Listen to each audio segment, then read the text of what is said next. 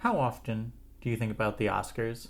About how many Oscar winning films there are and how many you've seen? Yeah, there's a few famous Oscar winning films that we've all seen, The Godfather and Lord of the Rings and Titanic, I'm King of the World, all that stuff. But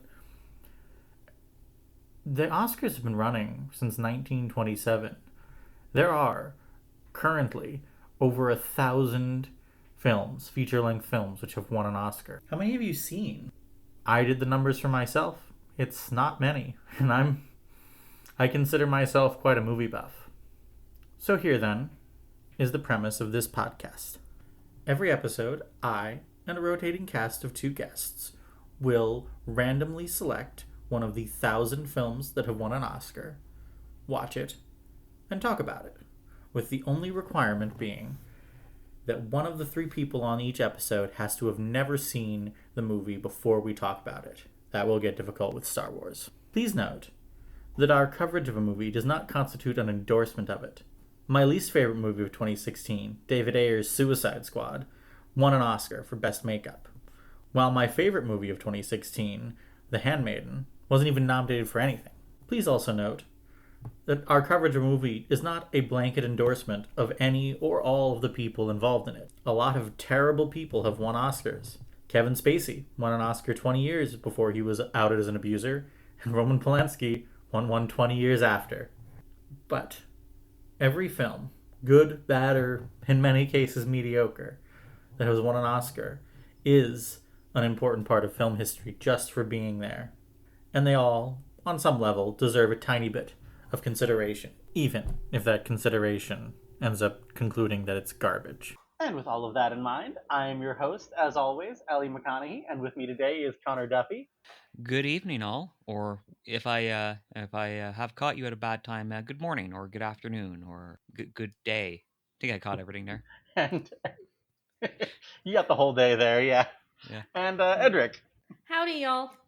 And we are here today to talk about Sound of Metal, the 2020 film that won Best Sound and Best Film Editing at the 93rd Academy Awards and was nominated for Best Picture, Best Original Screenplay, Best Actor, and Best Supporting Actor. And, dear audience, I'm going to admit something to you. Much like The Picture of Dorian Gray, at some point in this recording, I am going to just call it The Sound of Metal. And we're all just going to have to make our peace with that.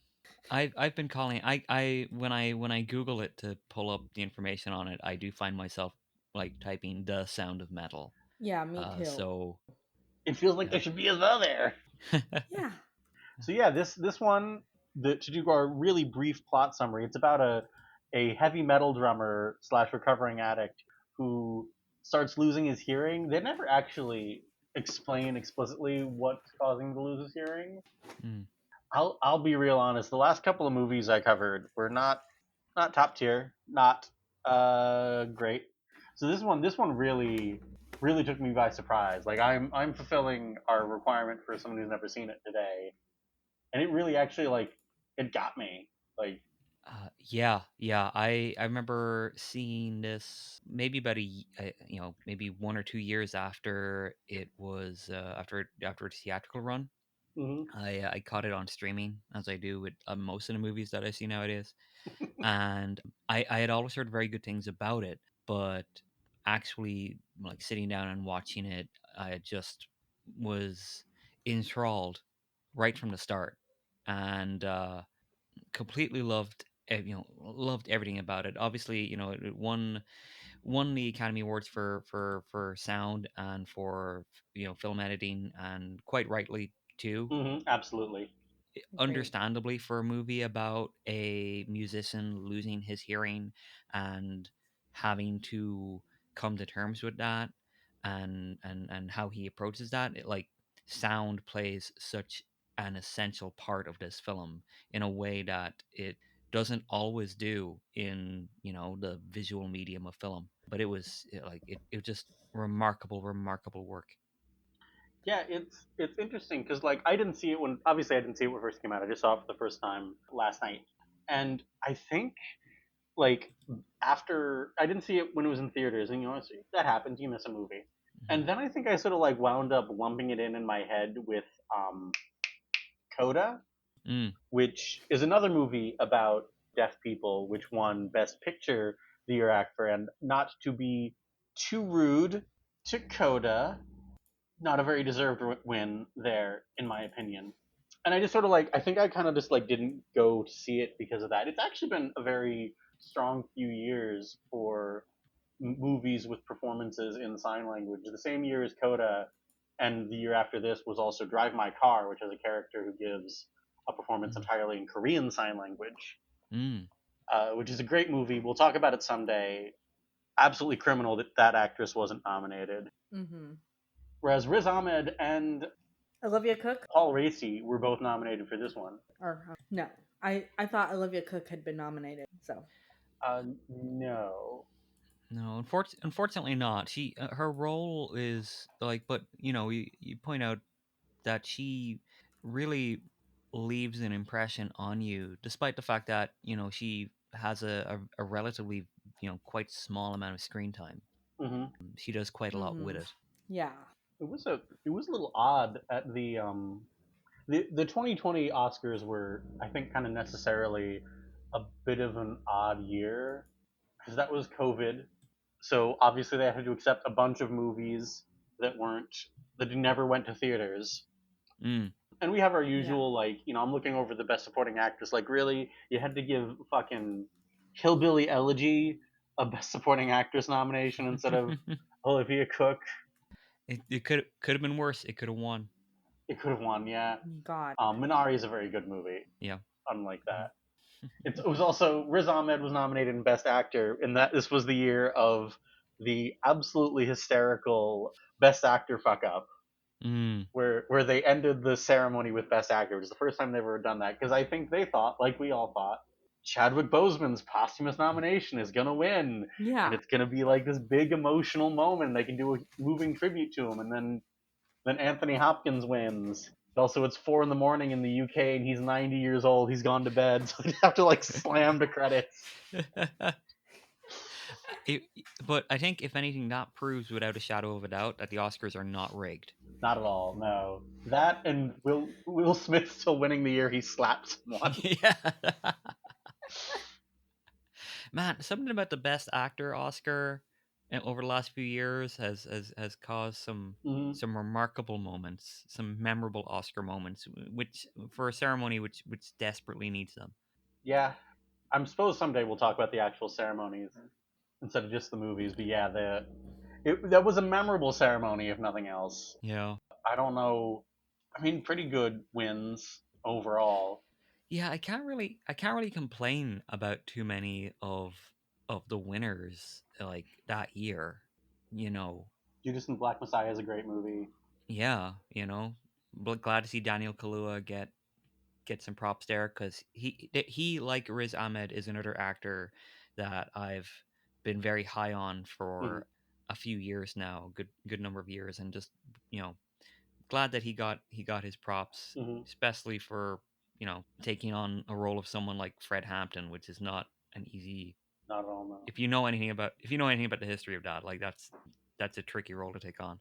We had another round in international, which is I feel like I need to like grab a bunch of Hannibal fangirls for when if I ever cover that movie because A, it's a really great Mads Mikkelsen performance, and B, it's like pretty odd as a movie. Oh, I know Callie will be interested in that. My one, like, if I could, like, when you're talking about like the major awards, like the one that I do question, and I get why Soul won Best Animated Feature Film, but in a year that also had Wolfwalkers and Shaun the Sheep movie Farmageddon, I'm not joking there. Shaun the Sheep, those movies are like I'm not joking. Unironically, they are brilliant pieces of film. No, absolutely.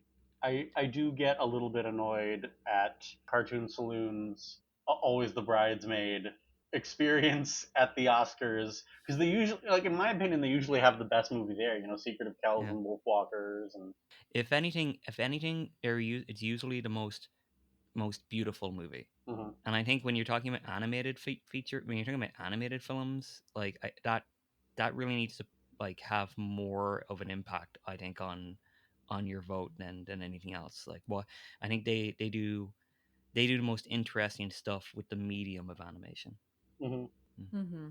I am sort of like, has anyone besides me seen The Father, which is the movie that beat out Riz Ahmed for this one?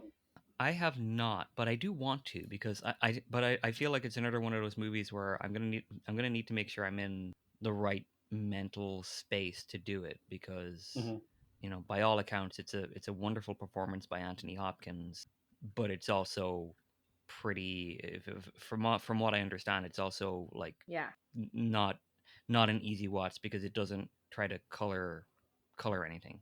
Well, Yeah. that's one of the reasons I want to bring it up, because like one of the things I liked about The Father is like it's a very, when Hollywood in general and like Oscar movies in particular do like movies about a serious thing like a Mm, disability or a minority, there tends to be this like romanticization to it, mm, which, we'll talk about The Danish Girl someday. That's my big one.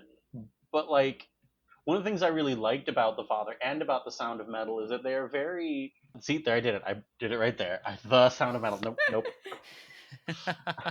One of the things I liked about Sound of Metal and The Father is like they're both very unromantic portrayals of their serious issue. mm. Yeah. And I'll put a pin in it. I have No, go exactly what I ahead. want in mind. So go ahead, continue what you were saying. No, like so like I'm not like, obviously I don't have any hearing loss issues, but I'm kind of disabled, and I've got chronic pain that causes me mobility issues, and like I like the scene like right at the beginning. There's this like very poignant smash cut from like him insisting to his girlfriend. His name is Ruben, her name is Lou. Aside from Paul Raci's character Joe, they're the major characters in the movie. Mm. They like where he's insisting he's fine. They can figure out how to for him to keep playing. He doesn't need to go back to like the deaf, retreat to figure this out. And then like she wakes up the next morning to him just smashing everything. Yeah. And like I like that the movie lets him be pissed about this. Mm. Yeah, and I agree with that completely. But similarly, and I won't spoil anything until we're discussing it more, but I really like how it ends too. Yeah. Mm. Because it that just kind of goes to show that it's not one of those feel good disability porn movies Hmm. Yeah. where yes, where it ends the way most people who would go to that sort of movie would expect it to. It's quite a bittersweet film, definitely. Hmm. It's, yeah, and I agree that it's a very honest portrayal of what one might go through if they were experiencing that. Like, if you're a musician and you suddenly find that your hearing is your hearing has started to degrade terribly, and if you continue to do what you love, it will eventually render you completely deaf. Like, that sort of emotional blow, I'm glad that we're allowed to see Ruben go through the strain of knowing all that, and the struggle of staying sober as well. Like, I'm glad that we don't have any moments where he might relapse, or where he's tempted to do so. Like, throughout the entire film, it's very clear that he has no interest in relapsing or falling off the wagon. He stays sober, he stays clean, but his challenge beyond just learning to live with being deaf is that, I think there's a line that Joe Racy's character Joe says, about like having to like exist in the stillness, Hmm. having to actually exist in the moment. And because he's, when he first goes to the sort of rehab house for, for people who are deaf, like, or he, we see him like always looking for stuff to do. He does a bit of like maintenance on the house, and Joe tells him that's not what he's here for. Gets upset with him, and at first, at first, that when I when I was watching the film, watching the scene, I questioned why Joe seems to get so upset about Ruben doing that, and but it's very quickly understood that Joe recognizes that Ruben is just doing whatever he can to ignore the truth in front of him, and Hmm. and yeah, it's quite bittersweet. Like, like the movie does not end on a happy joy moment, but it ends, I think, on a sense of hope Hmm. that maybe Ruben is finally starting to find. Ruben has found a moment where he can do what he needed to do, which is exist in his situation and let it happen, and Hmm. you know let go of the anger that fuels him for so much of the movie. Yeah, like you mentioned the like relapsing thing, and one thing kind of struck me when I was watching it is, there's that whole segment at the end where, spoiler alert, I guess, because this movie is still reasonably recent, Mm, Yeah. where he's like trying to get enough money together to get a cochlear implant. mm, And I was sitting there the entire section like, okay, when is this going to go wrong? Yeah. And it doesn't. It doesn't go wrong. He sells the van, he gets all the money he needs, and the surgery goes off without a hitch. And like, no, the point of that, I felt, really made it land for me is like, there isn't going to be a moment where this goes sideways. It's that by getting this implant, you are making a choice that means he can't be in the deaf community anymore. mm, yeah, and that's heartbreaking. At least that specific one. Hmm. Well, like the premise of the community is that like being deaf Mm-hmm. is not a problem to be Yeah. fixed. Oh Mm. yeah, no, I know. No, I'm saying that to the audience. Yeah. And Sometimes I have to spell out the obvious because some true, true. people, the one person who listens to this podcast might have not seen this movie. Nope. My therapist is telling me to stop being self-deprecating.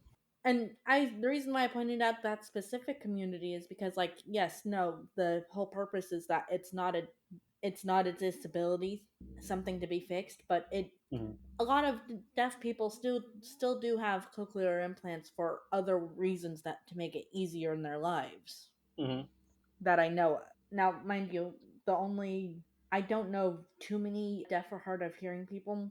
My mom is completely deaf in one ear, but she seems to get on pretty well, and she's never really tried to make a community get into the community that much. Hmm. But I have listened and watched a lot of people in the community on the various social media platforms I'm in, so just that specific community is what I wanted to point out. Because but otherwise, yeah, he's kind of doing the rest of the community as a whole a disservice if he ever like got into music, like saying, yeah, I fixed myself by getting these kind of thing, right? Hmm. I do wonder if part of it as well is that while you know, within the community that he joins and becomes a part of, and ultimately has to leave because of the choice he's made. I do wonder as well, like, unlike someone in real life who may be deaf and chooses to get cochlear implants, there is a question of you know I guess there's a question of what Ruben's motivation for doing that is, and it's pretty clear what it is. He wants to get back to Lou and get back to performing and act like nothing happened. And so, you feel like a sense of, I felt, you know, a little bit saddened by the fact that like he was so eager to get these implants, and it's a perfectly valid decision to make. Don't get me wrong, and it's certainly it's a perfectly valid and understandable choice that the character makes to want to get these implants. But I would imagine like part of the tragedy of that particular element is the knowledge that like he's almost hoping that he can kind of get away from this part of his life. Hmm. Yeah, this will be a pit stop. Yeah. Yeah, once he has the operation, he'll go back to Lou. They'll begin touring again. It'll be like nothing ever happened. And meanwhile, he's keeping tabs on how she's doing and finding out that she's performing on her own. She's doing like solo performance work, and that just kind of feels this fear that he's working with as well. Like there's a lot of fear and a lot of anger in the character of Ruben Hmm. that he is struggling to process.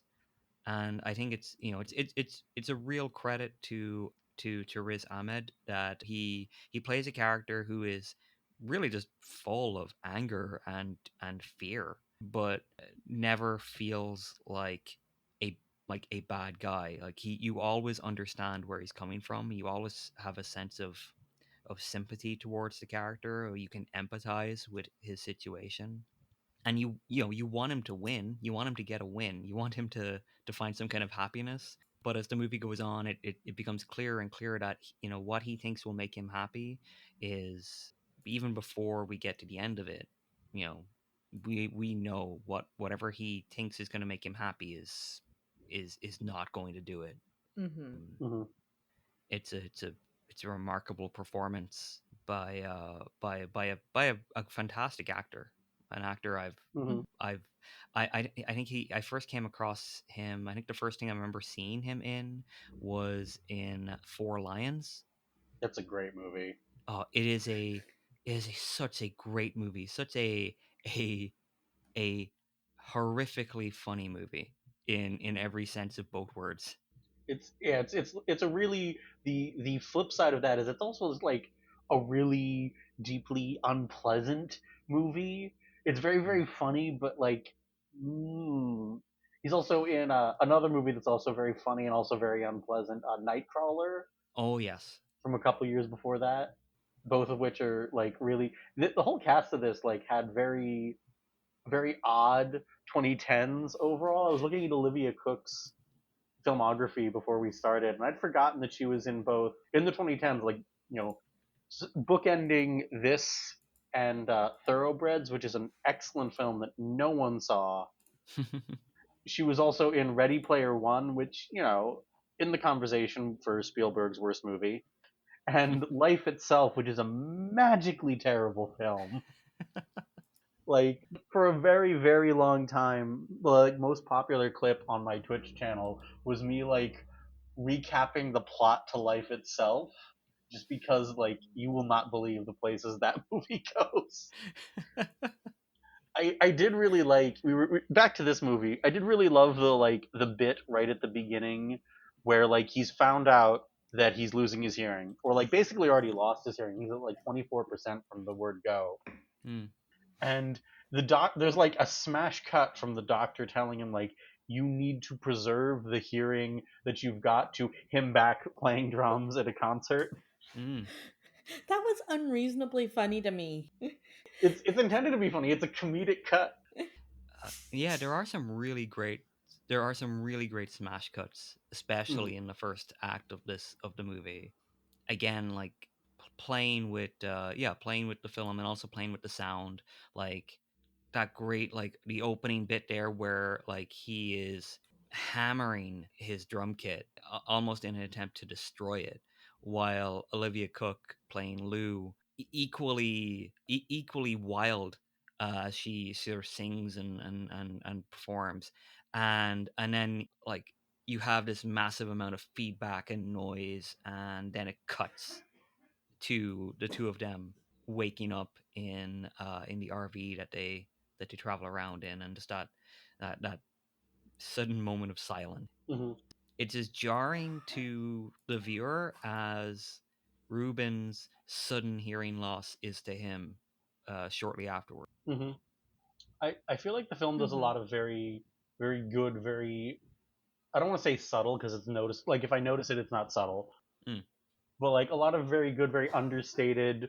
work with like the language of film. Like, if you're paying attention when he gets to the deaf community, the sign language is completely unsubtitled until he starts learning it.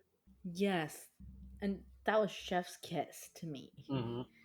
Even though, like, yes, I would have loved to know what they were saying at first. It really adds to the film because it puts us in his shoes. Mm. Yeah, I think there are two ways of doing that, and this, there are two there. You can get away with that if you do it really well, and Sound of Metal does it really well. Like you can see how clever it is, but you can appreciate how clever it is Hmm. because it's all done in service to the story. As both of you just mentioned there, the fact that Ruben doesn't understand what they're saying to each other, so we, the viewer, don't get to understand either. We don't get to know anything that he does not know. Hmm. And that's great because it immediately kind of puts us on his side, and we're on the journey with him. So Hmm. when later on he's having dinner with them all again, and he has learned how to sign, and he is happy and they are laughing and he's able to engage in a conversation, like that feels really great to you, the viewer, too, because now you are able to engage with the scene on a deeper level. Hmm. Yeah, like you say, it's a real smart arse kind of move, but Well, emphasis on the smart. well, no, like the comparison I was gonna make is like when at the end of the movie he gets to Paris and he meets Olivia Cook's dad, and like we see Olivia Cook for the first time since like I want to say like she disappears from the movie about the 20-minute mark. Mm, Yeah. So like it's not till the last 20 minutes that we see her again. It's very clear, like from a visual perspective, like this person has been on her own emotional journey while Ruben's been at this place.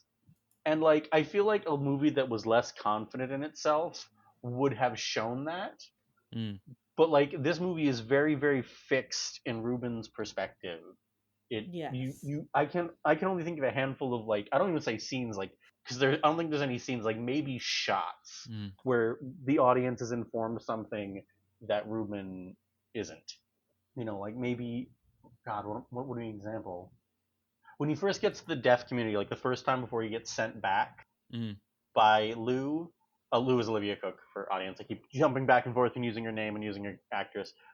There are a handful of shots of her like outside the room where he's talking with Jack or Joe rather, and that's about it. Like I think the rest of the movie is purely like you are with Ruben, and that's kind of like shows how good Riz Ahmed is because movies like that they live or die on their lead actor. Yeah. mm, And it also honestly shows, like, between with what little we get of Olivia Cook, it also shows just how good of an actress she is. Like, Hmm. that, mm. like, you can clearly see the change in her Hmm. very easily. She's in the process of like really blowing up right now, primarily off that House of the Dragon show, which I have not watched. Don't recommend it as a book snob. Yeah, I might have Game of Thrones flashbacks. If it's good, then I'll be like, man, remember when Game of Thrones was good? And if it's bad, I'm like, man, remember when Game of Thrones was bad? No, I think she deserves it. She's been, she is innocent of Ready Player One, and as I said, Thoroughbreds was really good.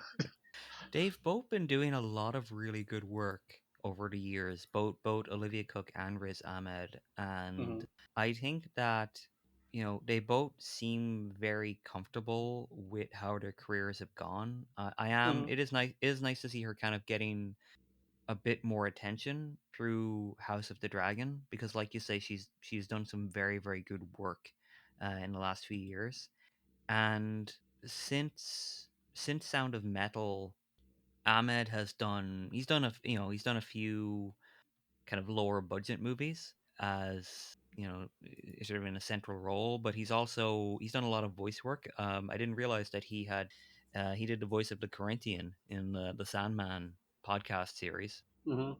Also voices a character in Nimona. He does. Main character in Nimona. And then Flea, which is a movie that also no one saw and is also. So both of them doing very good work, doing interesting work. I do feel like it is a little bit disappointing that maybe Riz did not get more attention after Sound of Metal, because I feel that it's a role, like you say, like he's in like 95% of the movie, Hmm. so he has to carry it, and he carries it. It's a little bit disappointing that he hasn't seemed to have gotten the sort of attention he might deserve after such a, like, you could say, career defining, career best performance. Mm-hmm. Hmm. But at the same time, maybe he, maybe he is doing what he wants to do. Maybe it gave him the freedom to kind of pick the roles he actually wants to play, and you know man keeps working. So Funnily, I was first introduced to Riz Ahmed through Rogue One, and I was really shocked that he didn't take off after that, mm, which was what, a couple years before Sound of Metal. So yeah, like you would have expected that to shoot him through the roof Hmm. with his performance in it, because that was just so good. it's funny, like, something like 8 out of 10 people would call Rogue One the best of the sort of modern Star Wars movies. I don't know if I 100% agree with that, but it is a good film. And it's funny to me that, like, you look at that cast, and it is curious that Felicity Jones hasn't done a whole ton since then. Diego Luna, I mean, he was, he kept himself busy, but he didn't have any kind of, like, you would have expected them to get more of a kind of like bigger showing in Hollywood. I know that he's Hmm. doing he was in the and he did the Andor TV show, which is interesting because I guess it just goes to show that Cassian Andor was more interesting than Jyn Erso. I don't know. Maybe Felicity Jones. Maybe she'll get her own Disney Plus show one of these days. Yeah, I haven't watched Andor. My opinion on which of the post Disney buyout Star Wars films is the best is well established. It is The Last Jedi. I'm not interested in defending that opinion. You don't have to. You don't have to defend The Last Jedi, because The Last Jedi is a genuinely good movie. I'm more or less saying just for the comments. Like, if you're coming Yeah, here to tell me The Last Jedi's bad, whatever you have to say, I've heard it. I'm not interested. yeah. I don't. See, I They hated it. That's fair. That's good. Good. You are a balancing act. That's it. We're not talking about it. Agreed. Because especially because it's not the movie we're here for. It's not the movie we're here for. Yeah, I feel like part of it kind of comes down to, like, there are so few really good acting opportunities for a person of Pakistani descent hmm. in Hollywood, which is a crying shame. And I feel like, I'm looking at his wiki. He's not been out of work since Rogue One. He was in Venom, apparently. I don't remember him in Venom. Yeah, Oh yeah, he was the villain of Venom. Oh, right. yeah, yeah. I mean, he's had something, like, he's been working pretty much every year since. But also, like, Sound of Metal is only 4 years old, and there was COVID, and, Yeah. the Hollywood's weird right now. Yeah. So who knows? I do hope he blows up more. Mm. This is like a star-making role in the traditional sense, like the kind of movie that shows your range. But he's also, like, really, like, I'm well known to be like 90% into women, 10% into men. He's really hot in this movie. Mm. It really is. You know, that's not nothing. Yeah. That's not nothing at all. Looking at his upcoming stuff, I mean, he's going to be in an Alejandro Inarritu movie. Ooh. He's Hamlet. Apparently, he's in they're doing post production right now on a modern retelling of Hamlet, and where he's in the title role. So he's got some exciting stuff coming. And he's in the next. Ooh. Oh, he's in the next Wes Anderson movie. Oh, sweet. We love Wes Anderson. Morford Clark as Ophelia. That's gonna be fun. Yeah. We are, or I am at least, pro Wes Anderson in this podcast. I am also pro Wes Anderson, and I hope that Wes Anderson continues to get more stylized and less straightforward in in his films. At several people's requests, we watched Asteroid City. I watched it with the family a few months ago, and I really like it. I'd seen it before, and I liked it before, and they didn't really like it, even though they'd liked some of his other movies. Mm. And I said, well, I really liked it. And Zandy, my partner, gives me the, like, withering look and goes, "Of course you liked it. It's about making movies." Which, Wow. read me for fucking filth, why don't you? No, but back to Sound of Metal. I Mm, did want to. I The other comment that I had, like, way back when we were talking about the scene where Joe, like, tells him that he has to go. I was like, up until that point, I'm like, I don't really get why Paul Raci got the nomination. And then during that exact scene, like, oh, there it is, mm. there it is. Hmm. He's really, like, heartbreaking in that scene. The phrase understated is overused Hmm. when describing a lot of performances, but I think it fits what he was doing here quite well. He didn't, you know, in a way, he kind of gave space in the room and in the scenes to let Riz kind of really go deep and take up a bit more energy.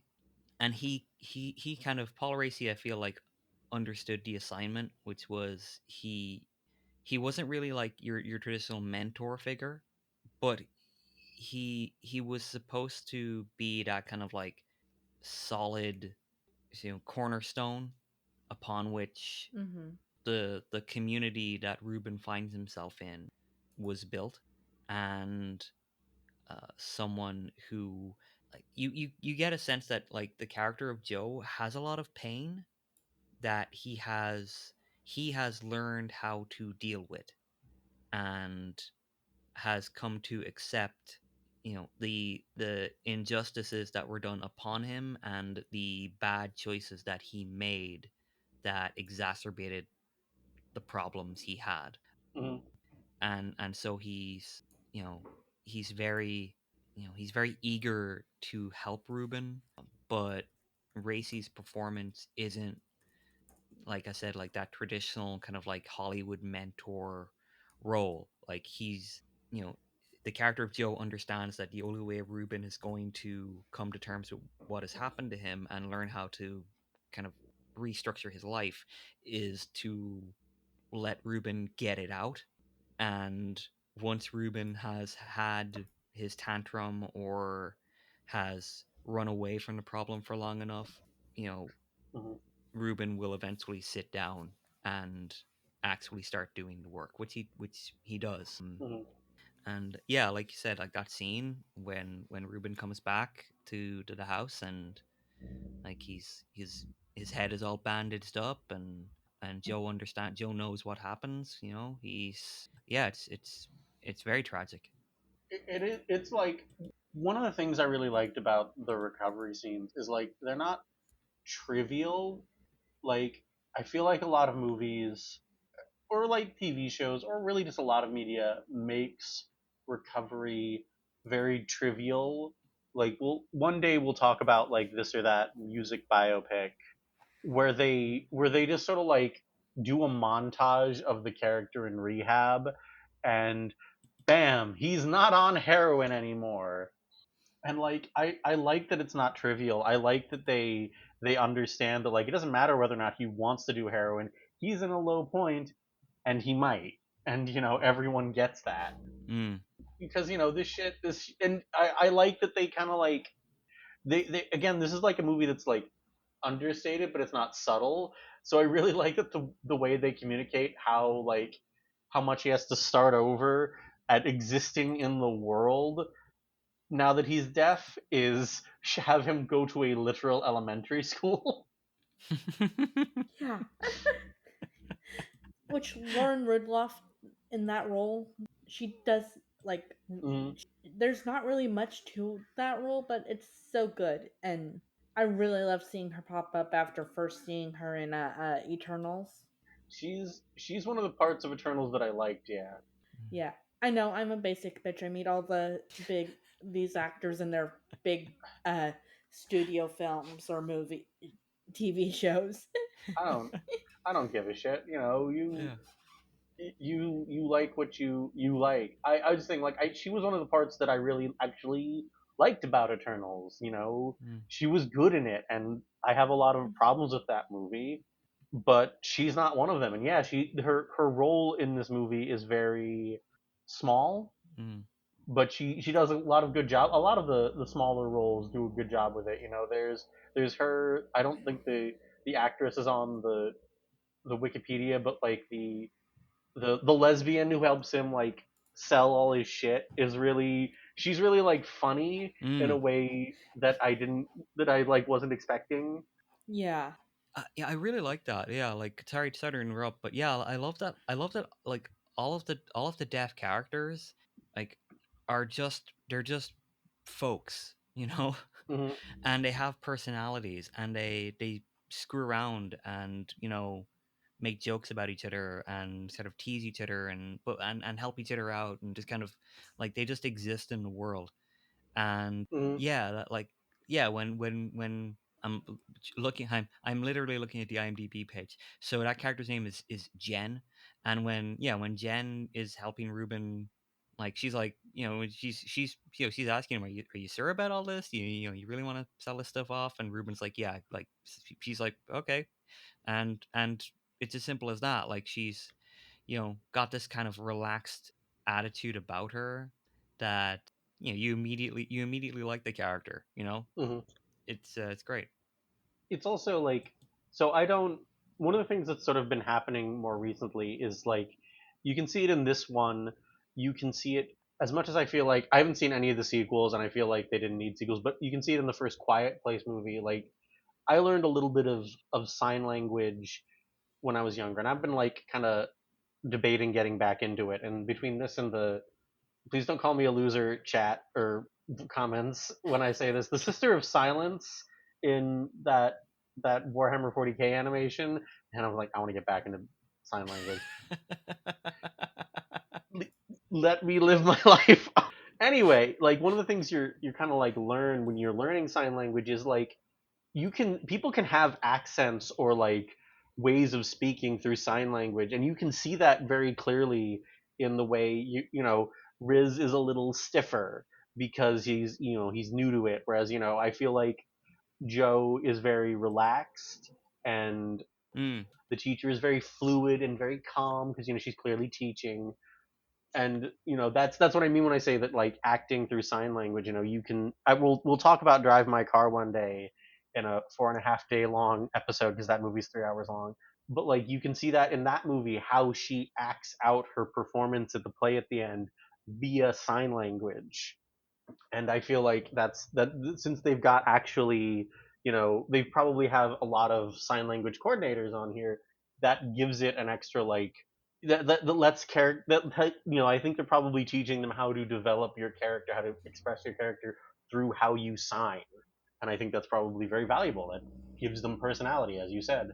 A little bit of behind the scenes information that I thought was pretty impressive was that, like, Ahmed was, did not phone it in. Like, I think he spent something like 8 or 9 months prior to shooting, actually learning ALS and learning how to play the drums. Hmm.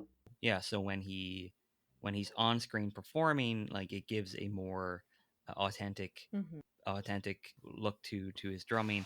And yeah, like he's and also, like when he is signing, he understands what he's doing. And I that's an interesting insight that I didn't consider before, the way that just the physical act of signing shows the comfort level of each character. Hmm. I think that's one of the great things about a really great movie like Sound of Metal, is that you get more out of it every time you watch it. Hmm. I really, I'm looking over my notes for other things that like I bolded that I really want to talk about. I really like wanted to add. We talked a little bit about the scene at the end when he goes to meet her Olivia Cook's dad, and I feel like we're gonna have to talk about the fallout of him getting the cochlear implants in a minute. But I really like the last scene they have together, where it's very clear that like I don't know how to put this. Neither of them particularly want to break up, but they both know they have to. Mm, Mm-hmm. It's like it's a very very like I say this about a lot of movies I like. It's a very small scene, but it really hit me. yeah. Yeah. So I'm gonna admit something to y'all about watching this movie. I didn't understand how cochlear implants worked before seeing this movie. Me neither, but it in hindsight it really does make sense that it really wouldn't come out the people who use them would hear Hmm. isn't exactly just flat noise. It can vary depending on how their implants are tuned. Hmm. Yeah, I guess for dramatic purposes, there are a few elements of the story that don't actually reflect real life. Like, for instance, if someone walked into a pharmacy and they did a hearing test, and the you know the pharmacist was like, yeah, he's got like lost something like 70% of his hearing in one ear and like 75% in the other. They don't just let you leave. They're like, you need to stay here, Yeah. and then we need to take you over to an like to like an ear specialist. Hmm. And I guess as well, like in terms of like the like cochlear implants, there there is, well, first of all, the doctor would explain to to the patient that, the hearing you get is not going to be the hearing that you had before you lost, before you lost the ability to hear. Like, it's going to be a machine generating for you a generating for you the best likeness of what that sound is. Hmm. And I guess, and in real life as well, Ruben would have had multiple appointments to improve the quality of the hearing from the cochlear implant. So he would have met the surgeon several times after getting the implant to make the hearing as clear or as comfortable for him as they could. I say all that in the knowledge that that would have been really boring. So, It would have been really boring, and also like to use an example from my own major source of medicalization, which is that I did trans my gender. There's currently, like I saw in the news the day we're recording this, some lady is suing Planned Parenthood for like, giving her trans health care. And like you look into this and expect this to be someone who like got an appointment when they were like 16. No, she was like 20 when she did this. Damn. mm, Like that is you being an adult going to the doctor and saying, I would like this medication. And I guarantee you, because I know this for a fact, that Planned Parenthood said, okay, here are the results that you'll get and here are the risks that have. And if they, most states are informed consent, they'll be like, fine. You can't tell someone your hearing's going to be different if they don't want to, apologies, hear it. yeah. Like I'm certain that like there is on the cutting room floor a scene where they explain that to him, but I feel like one of the core elements of that in the movie is that Ruben doesn't want to like understand that. He wants this to just be, he wants being deaf to be something that is over for him. Mm, And I think that like the fine, and I think that the audio work that they do, especially like the cutting back and forth between how the world would sound to someone with hearing and how the world sounds to him, is really effective at sort of like communicating what he's lost. But also like I feel like the whole point of the movie and what we get out of the final scene where he's sitting there and the church bells are really distorted and he takes off his implant, like he takes off the things that make him work, is like he's kind of realizes like this is not something you can move beyond this. No, like the scene where the church bells are distorted, he finally like sits there in the silence, like that is him accepting that whatever he chooses to do, this is not something that's just gonna like be over. This is your life, mate. mm, Mm-hmm. Which I think is the whole point of the movie. yeah. Yeah, 100%. Like I say, it may not be 100% true to life, but it is true to the character of Ruben and Ruben's journey. You know, that Hmm. that single-minded pursuit of a goal that he thinks is going to fix everything and make his life the way it was before, and the realization at the end of it all that, his life is not going to be the same as it was before, and all he can really do is keep moving forward in time with this new life that he has. And the the final shot of the film stuck with me for quite some time afterwards, when he removes implant, and all of the sound just cuts out completely. He's 100% deaf at that point, and that look on his face where it's like a look of relief in a way, Hmm. Mm-hmm. and it's like this look of relief, and in that one facial expression, for me at least watching, is the hope that he has finally come to accept who he is now, where he is now, and Mm-hmm. as and if his story were to continue, he would find finally a sense of closure, and be able to build the new version of whatever his life is going to be. Hmm. Mm-hmm. Yeah, it's just a kind of like a very sad but kind of like you said it earlier, like hopeful ending, and I like that it ends there because I don't want to know what he's gonna do because like the fact that he's accepted it means the movie's over. Mm. What was the Oh, also, audience, if you think I'm stealing valor by pretending to be trans, which that would be a silly thing to do, but this is just a joke. I have in my notes during the scene where like he sees a video of Lou performing on her own with her own like distortion box, I guess it is. Mm. It really reminded me of the when I went to see 100 Gex live, and Laura Less has this like box that she sings through to pitch her voice up.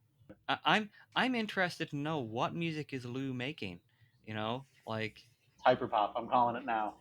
that's quite the jump. Like because they were playing like some very like Yeah. I gotta say I dug this music at the beginning. I'm like, this is Right, you're a metalhead. yeah. Well, Yeah. I'm more of a punk, but also I Hmm. got into like here's the thing. I got into hardcore. Oh, Got into hardcore punk, which means that I'm used to people angrily shouting at me while distorted guitars and drums pound along behind it. So yeah, so I dug it. I was like, oh yeah, this is the sort of music I used to listen to when I used to go to shows, and is the cause of my own hearing difficulties.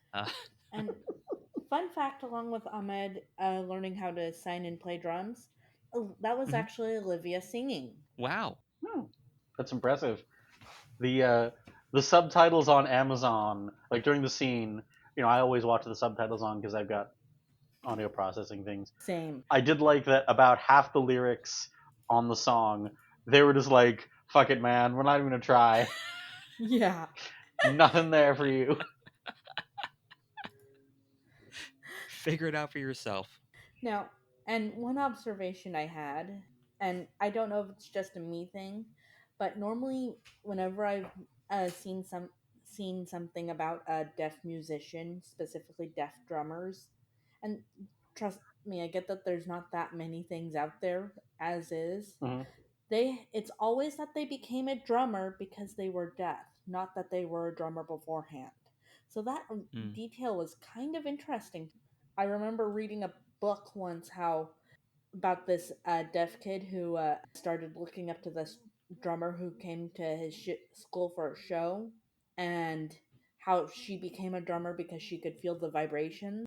Mm. Hmm. And so thought it was a very interesting detail that he was already a drummer rather than become a drummer after the fact.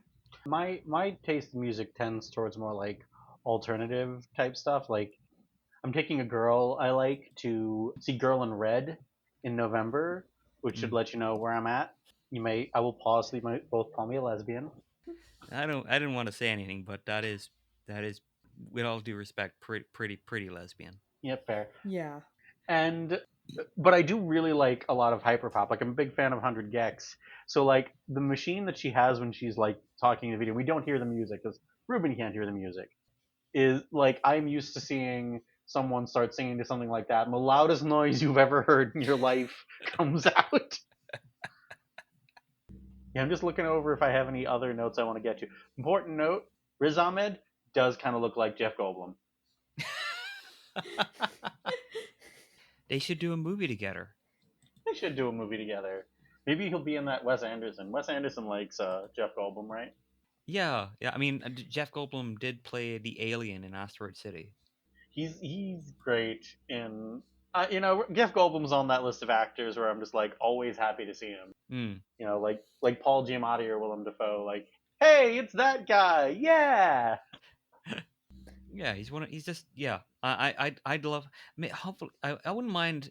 I'm sure Riz Ahmed wouldn't mind a Goldblumian type career where he becomes that guy that everyone is happy to see. Mm-hmm. Because I'm always happy to see him and stuff. Hmm. And yeah, hopefully, the upcoming projects that he has gives him a bit more sort of cachet in Hollywood. It's hard out there for a dude who isn't ripped. But although to be fair though, like he looks pretty damn good without a shirt on in this movie. So It's not the focus of this podcast, so I'm not going to go too far into it. But like the increasing way we make actors look like cartoons mm, to be shirtless in movies is like bumming me out, man. yeah, Let him be scrawny. semi-related, but semi-related. But when Robert Pattinson was cast as Bruce Wayne for the Batman, like the studio basically were like, okay, we'll set you up. Here's the nutritionist we're gonna set you up with, and here's the personal trainer who's gonna get you in shape so you can bulk up, so you can get big for the role. And Pattinson was like, nah, I'm not gonna do that. He did that for Twilight too, I think. Didn't he? I love Robert Pattinson so much, even if I don't like the movie. And I did like the Batman a lot, but even if I don't like the movie, I'm just happy he's out there saying weird shit in interviews. There's this great story when he was talking up like Water for Elephants, I think is the name of the circus movie he's in, Mm. where he like talks about his like Mm-hmm. connection to the circus because he went to the circus when he was a kid and he saw a clown die at the circus and then like two or three interviews later another interviewer asks him about that and he's like, what? Oh no, I made that up.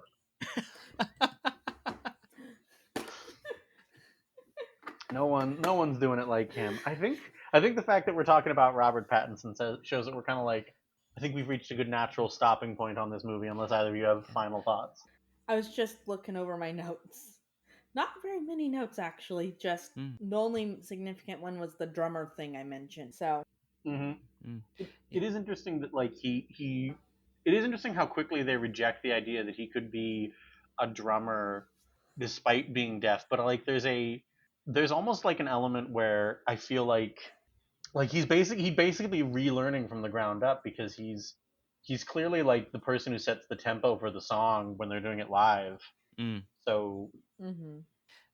I was gonna say it's difficult. It's kind of difficult to do one of these shows now that I've been on your show a few times mhm, and have had the pleasure of doing a movie that was surprisingly enjoyable and a movie with Edric that was unsurprisingly not very good and quite mid. mhm, There's it's it's hard to speak at length. Like I could ramble perhaps for a while, and I have a few times here tonight. But it's hard to kind of like say a lot about a movie that is just as good as this one mhm, is. I mean, we've been talking for what, about an hour or so now. a little over an hour. Yeah, and like it's hard for me to point out anything that I've disliked about the film. And I'm sure if I were to go back and watch it again, there would be things that I would rather have been changed, or things that on us on another rewatch I found sort of less satisfying. But it's a fantastic piece of work. Mhm, The sound and editing, very much deserving of their Oscar wins. Riz Ahmed, very much deserving of his nomination. Uh, you know, Paul Racy, also quite deserving. Olivia Cook doing so much in such a with such a small amount of screen time, but you get the full range of what her character has gone through in that short period of time. Support cast is great. It looks really good. Hmm. Hmm.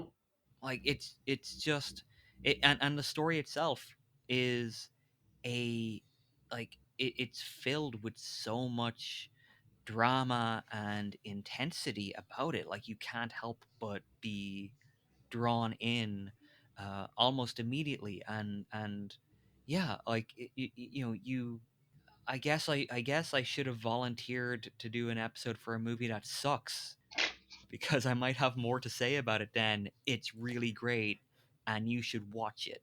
I mean, you kind of did that with Country Girl. Country Girl didn't suck. Country Girl is just kind of mediocre. Like Mm, I mentioned Life Itself earlier, and like I could go on about that movie for an hour because it's insane. It's an insane movie. It is insane that this movie exists.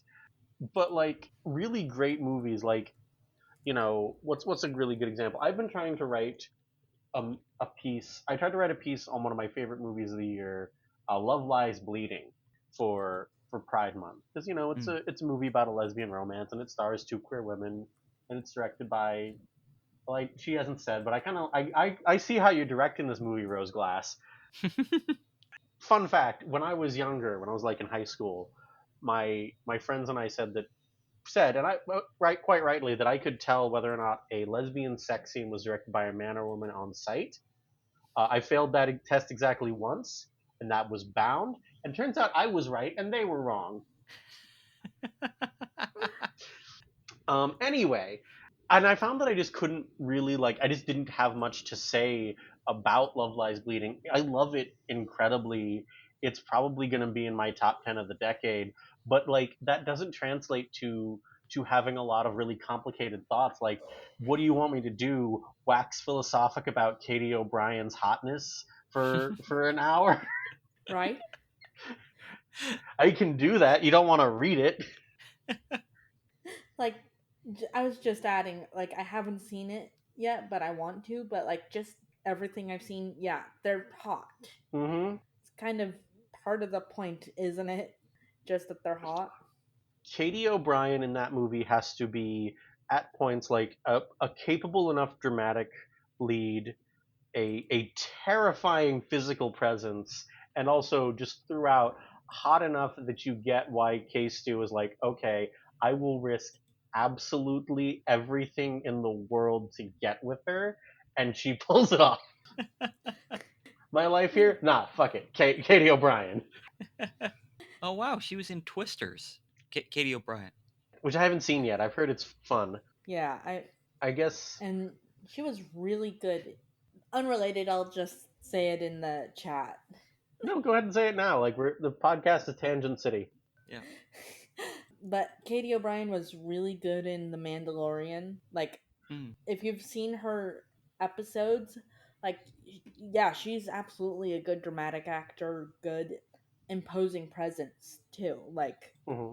Like she acts really well against Omar Abtabi. I forget the last name, but the one doctor from Rogue One that was gonna experiment on the child. Right. Those they just juxtapose so well, and it's so good. I guess my last thought on Sound of Metal, said it right that time, is there's a bit at the beginning where Ruben and Lou are talking about how what Meatloaf wouldn't do for love in I Do Anything for Love is anal. That is the exact joke I used to make with my friends in high school. Oh, I've seen that joke so many times too. Anybody got anything they want to plug? Nothing for me.